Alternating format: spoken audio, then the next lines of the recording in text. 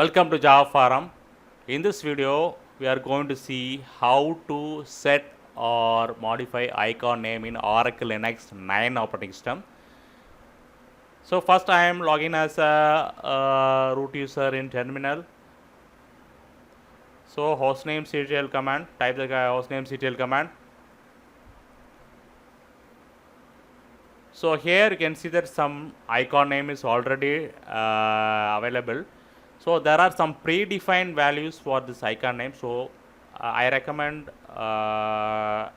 those who are seeing the videos to refer the man pages of hostnamectl command for the predefined values of icon names. So I am giving the icon name as computer desktop. Yes, you can see that I have modified the icon name as computer desktop. So you can't give any random names. There are some predefined values. Please refer the man pages of hostnamectl command. So I am putting back the previous value of icon name.